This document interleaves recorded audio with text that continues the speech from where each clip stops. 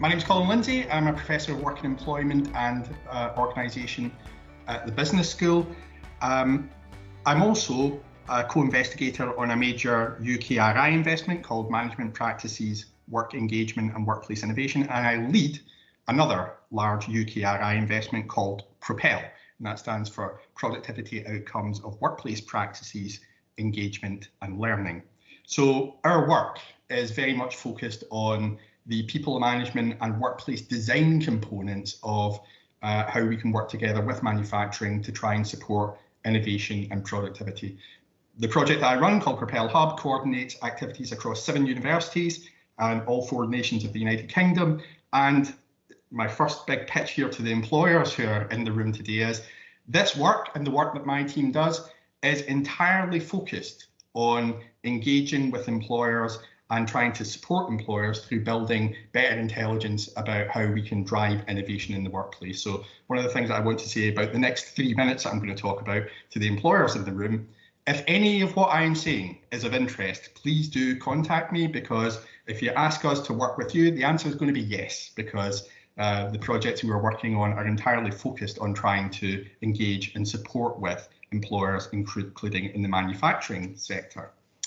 So how do we do that? How does my team at the business school and within Propel do that? I suppose the starting point for us is the nature of a problem that we all face in the UK, including in the manufacturing sector, in that we have some brilliant manufacturing organisations.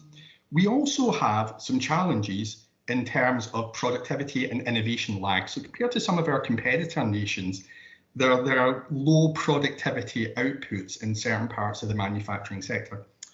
I work in a working organisation team, so my kind of working hypothesis, my team's working hypothesis about what might be going on, or part of the problem here, is about the workplace.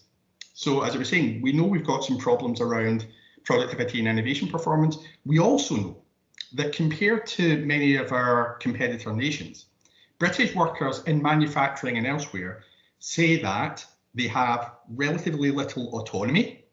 They say that they have relatively little control over how they do their work. They say that more than half of UK employees say that they don't have the opportunities to deploy the skills that they have fully in the workplace. So our starting point is to say that if we can intervene in the workplace, if we can work out what's going on the line in manufacturing settings, we can perhaps advise manufacturers on making small changes that might have big impacts on the performance of employees and the productivity and innovation performance of your business. And this idea of the micro level, of the whole idea of that innovation can be driven by people at all levels of an organisation, is really our starting point. That concept is called workplace innovation. It's been around for a while, and it basically says, if you want to drive innovation performance in organisations, it's about the structure of those organisations, it's about how people are managed, it's about the extent to which people feel they have ownership over the projects that they're taking forward, it's about the extent to which people at all levels are able to feed intelligence into the decision-making structures of the organisation, and it's about the extent to which people in organisations can make connections from what they do and what happens in their team to other teams and to solve problems and innovate together. And that's basically what my team spends an awful lot of our time working with businesses around. As I was saying, we're working with 30 organisations at the moment as part of a UK research and innovation project on work engagement and workplace innovation. And back in the day, before we did that, we spent the last few years working with 35 companies, about half of them manufacturers in Scotland. We spoke to more than 1,500 employees, we interviewed more than 50 managers, and we engaged with manufacturers in lots of other ways. And as I was saying, the questions we were basically asking there was to say, what's going on around how work is structured and organised and how jobs are designed in this business? And to what extent does that create the opportunity for people at all levels to solve problems, to share information, and to drive innovation? Or does some of the ways that you structure your business and some of the ways that you design jobs actually throw up challenges to that? So with those 1,500 employees and 35 odd businesses, and with the businesses that I'm working with right now, we're asking questions about the structure of the organisation. So is the way that you build your teams conducive to people having good line of sight and being able to understand how they fit with other teams and how they can share ideas? What kind of voice mechanisms have you got? Have you got the kind of voice mechanisms where if your employees have got a great idea, they can basically share those ideas and get that intel fed into your decision-making processes? What kind of HR do you do? Do you give people learning opportunities, not just for the job that they're doing now, but for the next phase in their job, so that they're ready to take up opportunities that arrive for your business? And what kind of jobs do people have? For us, it's all about jobs to an extent.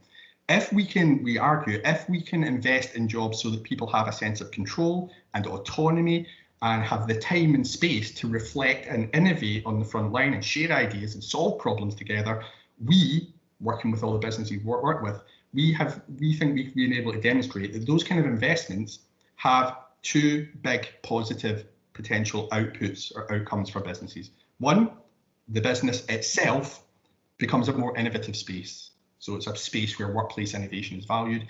And two, people at different levels of the business are more likely to solve problems, to drive change, and to embrace opportunities for innovation. So that's basically the work that I've been spending a lot of time speaking with businesses about in the last 5 years.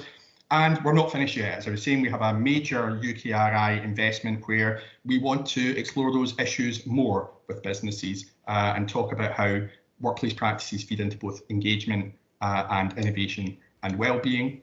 As I was saying, I'm delighted to be able to feed into this network. I look forward to learning from this network. And if I can pitch it one more time, if you're a manufacturer sitting in this room right now, and if anything that I've said is of interest, then please do contact us.